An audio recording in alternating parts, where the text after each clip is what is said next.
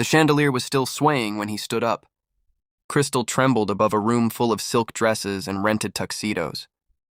My bride's mascara was running. The violinist had stopped mid-note, and my father was laughing. "To my daughter," he said, raising his glass, "who finally found a man willing to marry into debt." The room went silent. Then came the whispers. Phones, the shifting weight of pity. He had chosen his moment well. I didn't cry. I remember that clearly. I stood there in white, holding the stem of my champagne flute so tightly my fingers turned numb, and I watched the man who taught me how to ride a bike dismantle my life in under 60 seconds. He didn't need proof. He just needed volume.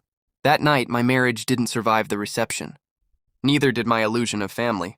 He used to carry me on his shoulders through construction sites, back when he owned 3 modest motels along the highway, and called himself a hospitality king. I believed him.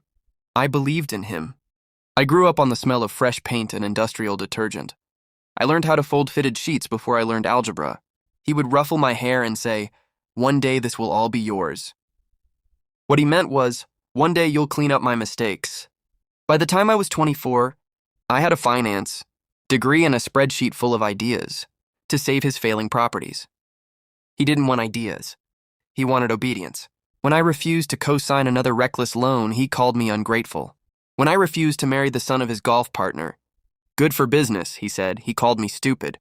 On my wedding day, he called me bankrupt, and that lie stuck. Investors pulled back. Friends distanced themselves. My husband asked questions with suspicion instead of love. All because my father understood something I didn't yet. Reputation is currency, and he had just bankrupted mine. The truth arrived quietly. 2 weeks after the wedding, a former accountant of his called me from an unlisted number. Nervous, careful. "He transferred the debt," she said, "into a trust. In your name." I felt it then. Not heartbreak. Clarity. He hadn't humiliated me out of anger. He needed a public narrative. If I looked irresponsible, no one would question why his failing empire was suddenly in my hands. He wasn't trying to destroy me. He was trying to use me as a shield. That was the moment I stopped being his daughter and started being his successor. I didn't fight him publicly. I didn't defend myself. I built. Quietly. I liquidated the trust assets before the liens matured. I sold the worst-performing motels to a competitor he hated. I hired forensic accountants. I combed through years of misreported earnings and consulting fees that led straight to shell companies under his golf partner's name. I met with lawyers who didn't blink at large numbers. I incorporated under a new brand, new investors, clean capital. Within 3 years, I acquired 7 boutique hotels in city centers he never thought to look at. I renovated them into something he never understood, experience over ego. Last month, my company went public. From wedding scandal to hospitality mogul, the headline read. The valuation was 8 figures. His empire? 2 roadside motels clinging to relevance. That's when the text came. Family dinner. 7 p.m., bring the check. No apology. No congratulations. Just expectation. The restaurant he chose was one of mine. He didn't know that. Private dining room. Soft lighting. The same kind of chandelier that once trembled above my humiliation. He looked older, smaller, but the smile was the same. "My girl," he said, standing to hug me. "I always knew you'd make it." I sat down without touching him. He talked about family synergy, about merging brands, about how a father and daughter running a hotel empire together would look beautiful in the press. Then he slid a leather folder across the table. A proposal. He wanted 40% equity in exchange for the family name. I almost admired the audacity. When he finished speaking, I reached into my own folder and slid it back. He didn't open it at first. He was still smiling. "Dad," I said softly, "you should read that." He did. The smile disappeared in layers. First confusion, then recognition, then something close to fear. It wasn't a proposal. It was an eviction notice.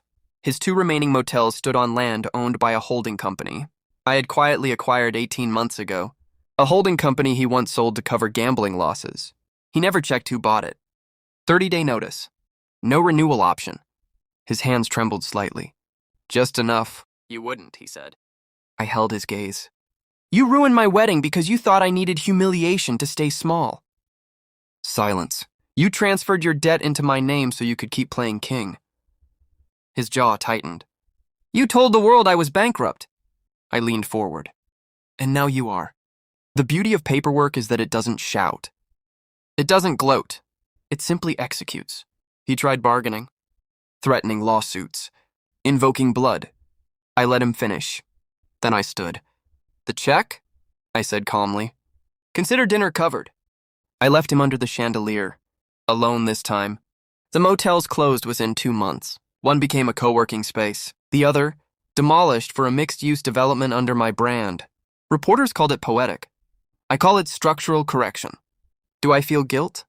No, I feel balance. He taught me that reputation is currency. He taught me that power favors the prepared. He taught me that family can be leveraged. He just forgot one thing. I was always watching. And when he asked me to bring the check, I brought the receipt.